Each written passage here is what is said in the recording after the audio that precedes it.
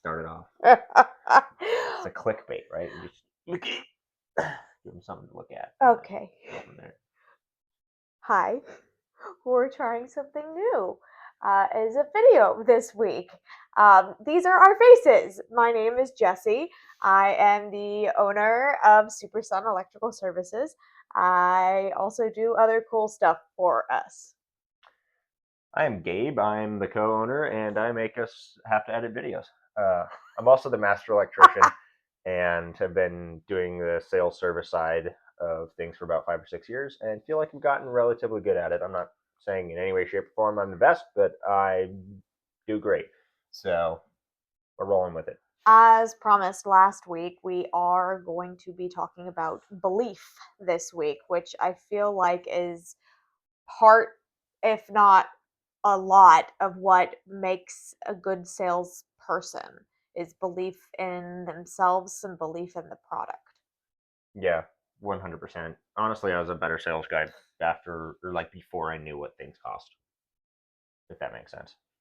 Where like when I first started, I was at a PE company, private equity. They sold shit for lots of money. I'm a firm believer in selling shit for lots of money. At the time, I was getting a 20% commission on everything that I sold. So I was like, shit, dude, I will sell anything you want to make that kind of money. I came off of making like $18 an hour, and they're like, we'll give you 28. And I was like, what? That was just to like train with. I was like, $28 an hour? Insane. And then they're like, and you can make more than that after you're selling shit. So I was like, fucking sign me up, dude. And so I was going out and selling electrical panels for $6,000 to $10,000, and like full services for like $10,000 to $12,000. So like just stupid amounts of money. And it was like, this is just what shit costs, right? They told me that we've got a 20% material cost, so clearly it's a 20% material cost. And then as I came through and like started my own company, I realized it is not a 20% material cost. Like they were at like 10% material cost. Like just insane. Like Yeah. I sell panels for about $6,000 to $8,000 right now, and I'm at a 75% margin to do that. So like insane that I was selling it at that price, but I didn't know any better. I was like, that is what shit costs. And I had such belief and conviction in it because of the training that I had. Then as I learned more, I kind of lost that a little bit, and I was like, oh man, like that's a lot of money to be charging somebody for so little material, and like you can't charge somebody that because like it's not worth it. I didn't believe it was worth it because I was like, they can just do it so easy, right? Like, Yeah. Which is, I think, the problem that there was the friend who got you into the electrical trade, yeah, who was also then at that time working at that service company with you. yeah. Phenomenal electrician, and had a really hard time selling the services there. He'd been an electrician for how long at that point? 10 years? Like 15 15 years, years? 15, 20 years. And just understood what went into doing a full service build and doing all of the different jobs that he was trying to sell, and so the price point that he was seeing didn't align with what he the work that he knew that went into that, and so there was that disconnect in belief Yeah. for him, and he ended up being a totally crappy salesperson. Phenomenal electrician, but Yeah. not a great salesperson in No. that realm because he didn't believe in the prices that they were quoting. Yeah, 100%. And then like it was just too easy for him to solve problems, and so he didn't realize that like the value to the customer was that you can solve that problem easy, and you're able to solve it every single time. You don't have a I don't know what's wrong.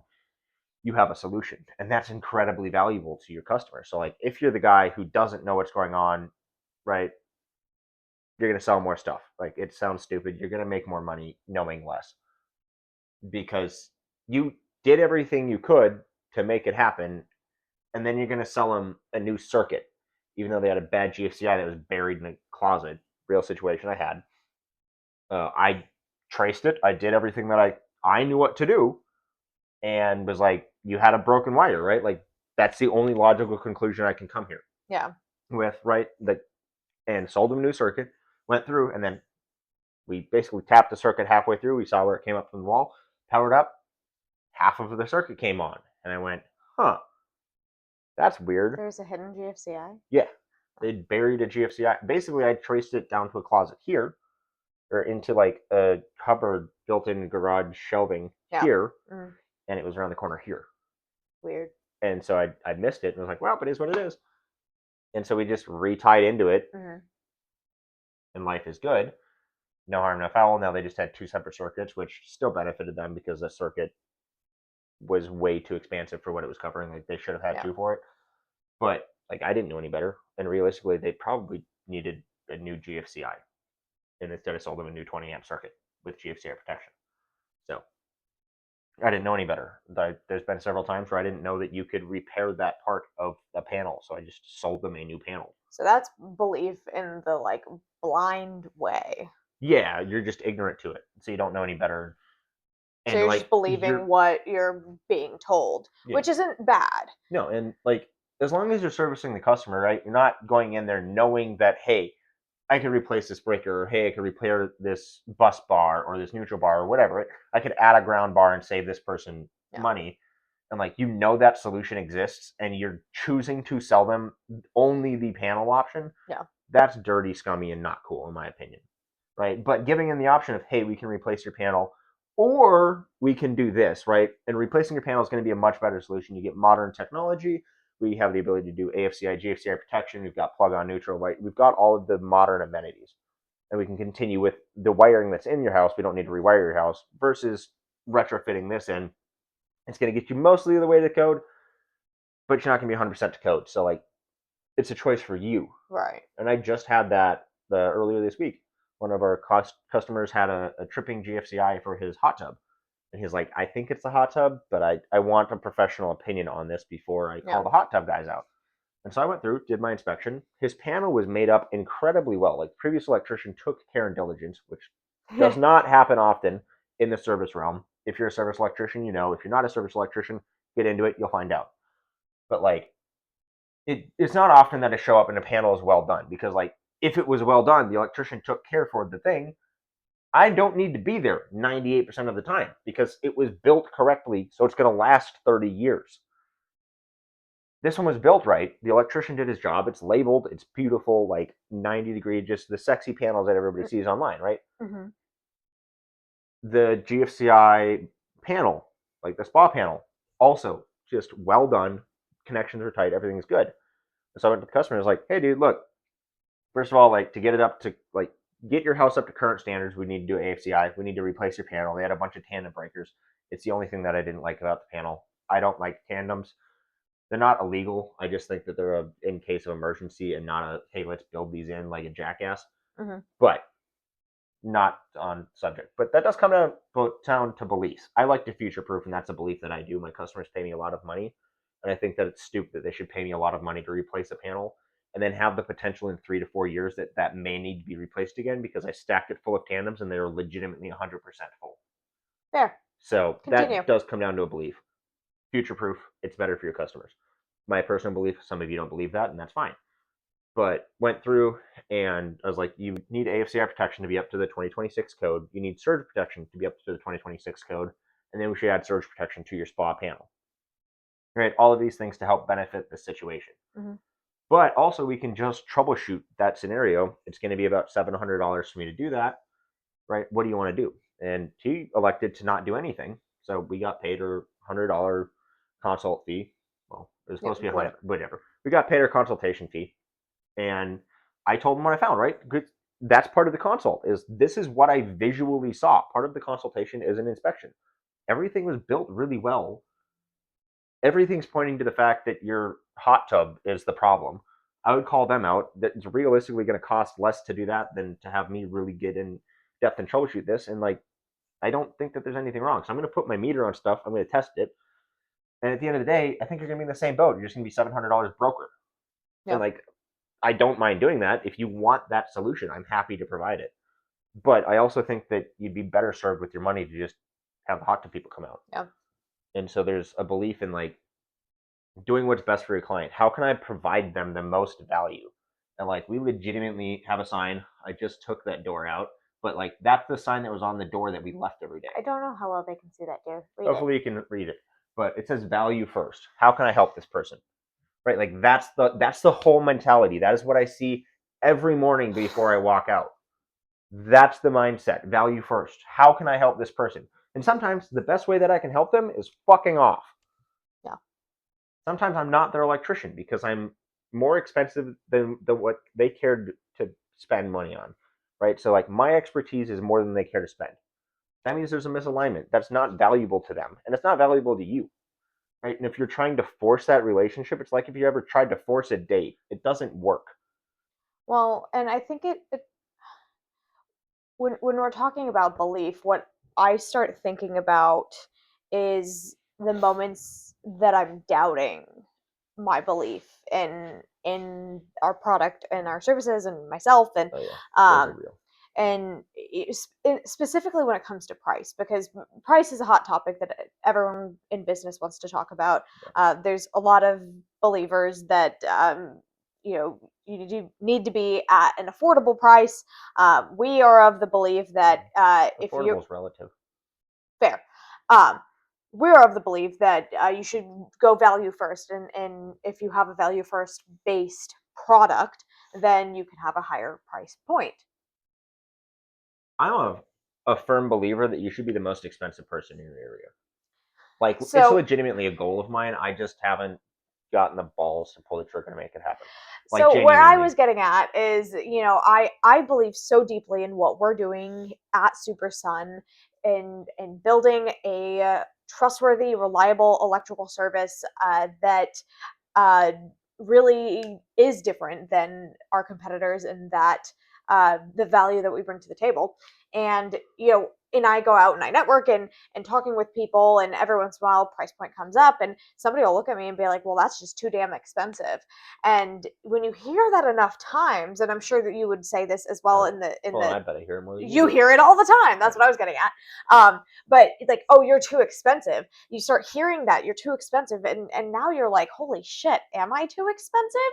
And then that belief in your product starts to falter. So, like, what do you Yeah. do then? Honestly, what I do is I go read all of our 5-star reviews. Hmm. Like genuinely, I go read all of the people that said I'm fucking awesome, and then understand that that reflects maybe if you're maybe awesome, 10% of the people that you interacted with, right? So like the 1 stars also represent 10%, and actually probably a higher percentage because people are so much more willing to berate you and call you an asshole and you're too expensive and you're a piece of shit than what they are to be like you're fucking awesome, right? Yeah, Like how many compliments do you get versus how much criticism do you get? You're yeah, gonna get a lot more criticism than compliments. And so I go read the 5-star reviews yeah, of like they are awesome, they're communicative. These are all of the value points that they have. This is what I love about them. And then I'm like, okay, that's the value that I provide. yeah. And that just reinforces the point that like I'm awesome. Also, I look at my bank account and go, clearly it's true, right? I'm booked out a week. I'm making the money I need to make. It's doing what it's supposed to. So like I am valuable because if I wasn't, people wouldn't be buying.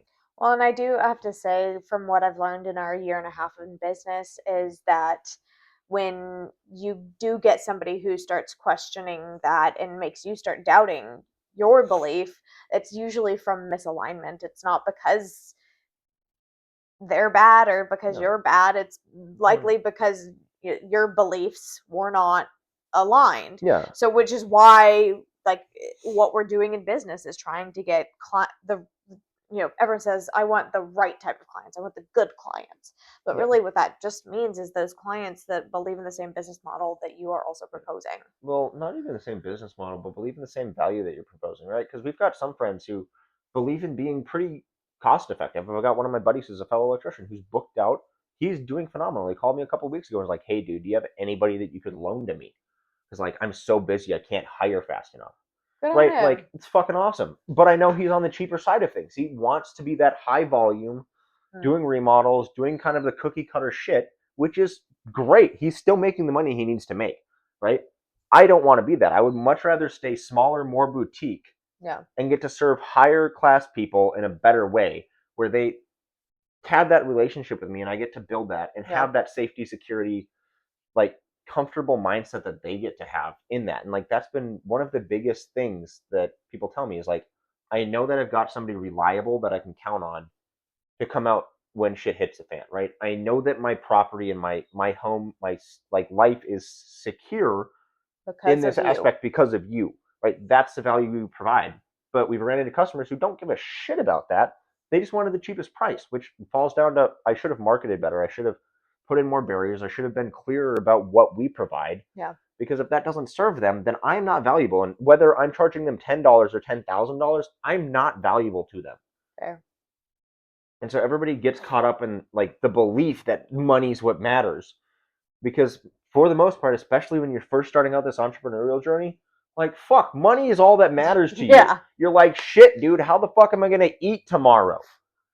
Right? Like my Right, bank I'd love account to have- is currently negative $350. I've got payroll due in 2 days, Well- and my fucking like supply house has a $10,000 bill waiting for me. I remember when So, like- we were in the first few months of business, you thinking I'd love to handpick my type of clients, Yeah. but I can't afford that. I need every person who's knocking on my door Yeah, to pay like- me money. You didn't give a shit. You were like, it has to do with wires in some regard. I fucking got you, dude.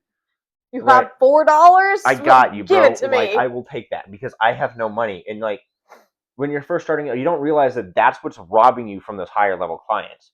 But also, you don't have the skills required to meet those higher level clients. Yeah. You don't have the belief in yourself and the conviction to prove to them, like, I know what the fuck I'm doing, and that's what allows me to get a $20,000 job. Because when you're first starting out, you don't have that belief in yourself, and Yeah. they can tell it. So they're like, if you give them a $20,000 price and you didn't believe it, they're gonna be like, this guy's just trying to rip me the fuck off, rather than you sitting there being like, this is going to cost you $20,000 because I'm valuable enough and know enough that realistically I'm going to give you $30,000 worth of value. So you just said something there, belief in yourself. So I'd love if you could share, when you started your sales journey, like what did it feel like having to present options to a client? Because I'm sure that you felt differently then versus how you do now. 100%. It was so awkward, and like I remember selling like a $2,000 job. That was like big ticket, fucking awesome. And like I also had a really like I started the sales during COVID, so rather than like getting your teeth kicked in, it was just like getting to hit slow pitch softball. Right? Like it was just 4 calls a day lined up. These people needed some Everyone shit. was Everybody was spending ready. money. Everybody was spending money because we had the supplemental whatever the fuck from the government. So like everybody was making more money than what they were before Yeah, yeah. and spending it on whatever the fuck they wanted because they didn't have to earn it. So like it was weird in that capacity. And like my first week I sold a $10,000 job and I was like, the fuck? Like I just made $2,000 in a week? Like insanity. That service went to hell in a handbasket. That's a story for another time. That was a whole we'll tell that one later. But I remember going through and like presenting a $3,000 or $4,000 option and like being pretty sheepish about it and like not even being willing to say the number out loud, just being like, and it costs look that much. Like, do you want it? No, you don't want to do that. And like, I would like damn near skip through it and like make the decision for them until people were like, oh no, like let's cycle back to that. I was like, the fuck do you want to spend that much? First of all, you have that. You can spend $3,000 on things because like I was coming off of making $18 an hour and losing like 40 to 100 of it a week to schooling. Yeah. Right. So like a third of my paycheck was gone for my education, which invest in yourself, totally worth it. Regret none of it. But like a third of my paycheck was gone. I was making $18 an hour, so I was bringing in like maybe $2,500 a month. Which, let me make a note, because I think selling out of your own pocket. No, that's terrible. You shouldn't do that, which is a whole nother belief. I know. I think that should be a whole nother podcast. And so, like, I went through and was doing that, and in about a year, I was like confidently presenting $20,000 options. Like this was just a fucking another day because it was. I was just like, do you want the $20,000 option? Or do you want the $12,000 option? So you don't want that. You want the $3,000 option, right? Like $3,000 was the bottom end of what I sold versus like the scary top end. Nobody would buy this. Like $3,000 is just like that. Like that's all you want. You said something important there. A year later, you were selling better. Yeah, I mean 6 months later is selling better. But what changed was reps. Yeah, it was strictly that I'd seen that number so often. It was just in either training or just in person, right? And like I did a lot of role playing to myself, but also to just my teammates, right? If we didn't have calls, I found somebody to role play with. where I could build an option and present it to them confidently. I would do it to my boss. I'd do it to my manager. I'd do it to a wall. I did it to Jesse. Like, I would run faux calls at my own house, presenting to Jesse, giving 3 options, making sure it worked, right? Getting that script so down pat that it seemed like I'd done it 100,000 times because I probably fucking did. Right. Right? It was so ingrained to the point that, like, we're restructuring how we want to present it, and I'm, like, legitimately having to put in work to redo that because it's so ingrained in my mind of, like, this is how you sell it. So starting out as, and I think we had shared this before because he had never done sales before. No, I was only in the electrical trade 3 years at that point in time, and before that, pretty much all I had done is bend pipe, pull wire, right? Like, I didn't know much. The number of times I called just the senior technicians, which is what they were called, the guys who'd been in the service side for 15, 20 years, and was like, hey, dude, I don't know how to do this. what the fuck is going on here? Like, I went and called because there's a bunch of flickering lights. I was like, I don't know what's going on. I tested the things. They've got proper voltage. Everything seems tight. I'm here. I'm supposed to be the electrician, but what? Yeah, like, I'm the electrician, but I need a more electrician because I don't know what the fuck this is, and I don't want to be standing in this guy's driveway on YouTube. Right. So started there. So, like, started there, didn't know shit. 6 months 6 later, months later, you're selling I some was kick-ass jobs. Yeah, I was selling $120,000 a month. And so the Well, and I was belief, the top sales guy there too, and like it was just so the belief in self Yeah. started, I would say, lower because you had no clue. I had no clue. I was just bullshitting it. And then how you gain that confidence and that conviction Yeah. is sheer numbers. What does Hormozy always say? Volume negates luck. Yeah. Yeah, but just sheer volume, right? And like when I first started, I was also doing 12-hour days for the most part, right? I would work 7 to 7, sometimes 7 to 9. I remember the latest night I had was 2 in the morning. At that company? Yeah. Oh, I don't recall. Yeah, but whatever. that was for a $400 job too. It was fucking stupid. I should not have been on that job as long as what I did, but that was a belief in me, right? I was going to serve this client to the best of my ability, regardless of what that ticket said. So, like, I made probably $20 that day because I showed up there at like 9:30 in the morning, and I really don't remember this call. it was a Whatever. it's a story for another time. But like, basically, he didn't want to do what he needed to do. He built an addition onto his house. Story for another time. I'm gonna go cliff notes. They'd done some really sketchy shit, came out of their meter and double tapped it twice. Austin Energy was going around and changing out all of the meters and found it and was like, that's sketchy as shit, and just pulled his meter and said, you don't have power until you get that fixed. He called in and was like, can you come fix this? And I was like, yeah, absolutely. We're just going to delete that. I charged him like $400. I think it was $800 at the end of the day with permits. But like, I made $40 for the day. Not the day, and I was there for 16 hours. Yeah. Right, so I was making like $2.10 an hour. Living large. Right. So like I had those days. I also had days where I made $3,000 for the day. Right. And the $3,000 days is what gave me the belief that, hey, I can do this every day. Yeah. Like there's no reason that this isn't possible. I also got to see other guys who were doing way more than me in the plumbing HVAC realm where they were selling $1 million months. Yeah. And I was like, okay, if they can do that, why can't I? Yeah. Right? Like, yes, electrical is slightly harder because like it doesn't wear out as fast. Right? An HVAC unit, you go sell one for $30,000 and you do that 5 times a day, you made $150,000 in a day. Wicked. Right? Harder to do on the electrical realm. Not impossible, but harder in an ethical way, in my opinion. That comes down to beliefs. I know that there's some guys who will go out and sell them a new fucking house every day and do that 3 times a day. I think those guys are a piece of shit because not every house needs a brand new panel and a rewire and a redevice. They just don't.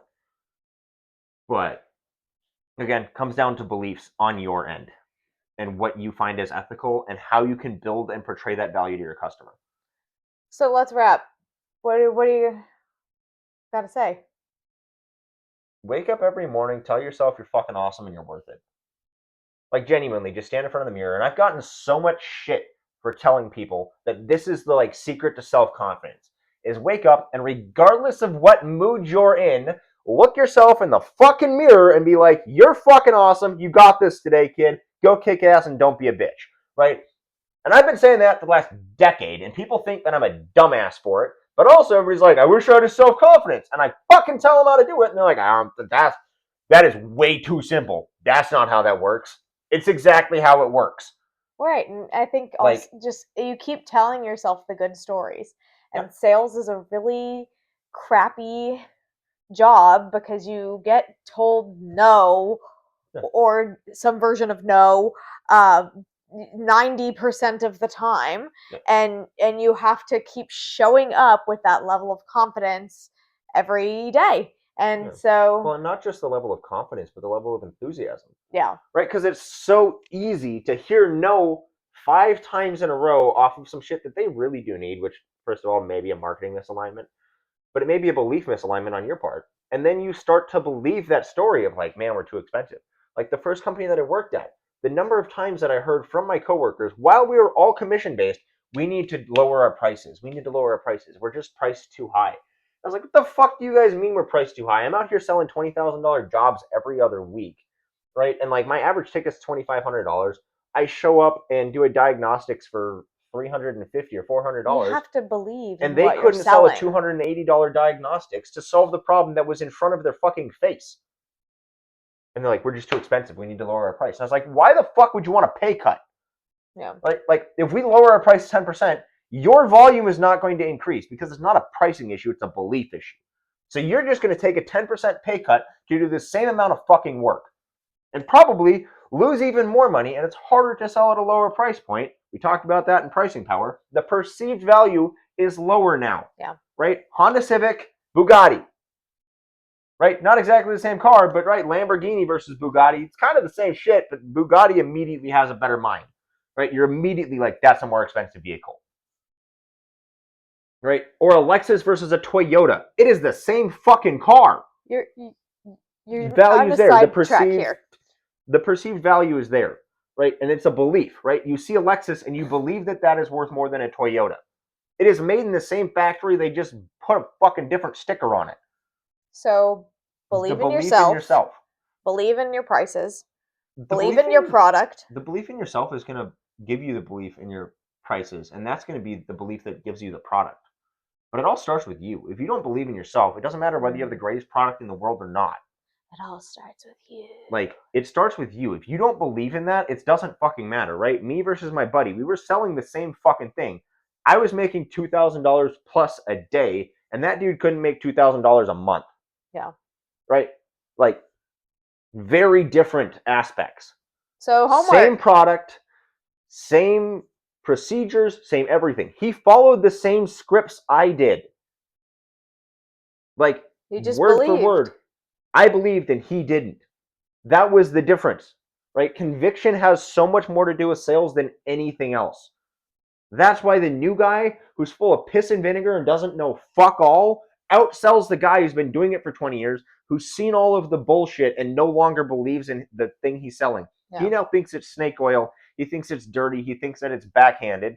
That guy won't sell shit versus the guy who doesn't know anything is going to sell you a panel every day because he genuinely believes that this panel is going to save your life. Yeah. Right? Like the conviction is what makes the difference, and you have to be convicted in it. Yeah. That's the big thing. It starts with you. So wake up tomorrow morning, tell yourself you're fucking awesome, you got this, kid, and don't be a bitch. I promise, if you do that for the next 30 days, you're going to start to believe that. If you do that for the next year, it's just going to be so ingrained, you don't need to stand in front of the mirror to do it. That's just going to be the thought that when you hit something challenging, you're going to be like, I got this, don't be a bitch. Right? Like, just immediately, that's where your mind's going to go. So your homework is to go in front of the mirror. Yeah. Tell yourself how great you are. And the lesson is that the amount of times you do that, the reps, is what Volume negates luck. What solidifies that lesson. Yeah, but repetition on it, right? Get in front of it, give a $20,000 quote at least once a week, right? You don't have to do it every day, but give it once a week so you get familiar with that number because it should be a number that you're seeing. I am so desensitized to big numbers like that. You're starting a whole new stuff. I know. We're going to start another one. I'm so desensitized to seeing numbers like that. I have friends who make $30,000 a year. And I'm just like throwing out $30,000 quotes like it's fucking Tuesday. Yeah. And they're like, that is my entire year. And I'm like, that could be a week. Like, just insane, right? I believe that I can make $30,000 in a week. They're doing it in a year. It comes down to belief. You believe it, it works. So again, homework, wake up, tell yourself you're fucking awesome. You got this, kid. Don't be a bitch. Okay. You good now? Yeah, do that. If you want to, record yourself, and then when you're having a shitty day, just play it back to yourself. Have you ever No, done that? yeah, 100%. That's awesome. Nobody tells you that you're a bitch like you do. So just tell yourself, don't be a bitch, and eventually you'll believe it. Again, criticism so much higher than compliments, and it works tenfold in your own brain. Yeah. Right? Like you make a mistake and you berate yourself, or at least I do, so much harder than anybody else does. Which, first of all, own up to the mistake, but that's a whole nother podcast. You're supposed to stop talking now. I'm not good at that, apparently. Do the thing. Do your homework. I'm awesome. I got this. Don't be a bitch. Catch you later.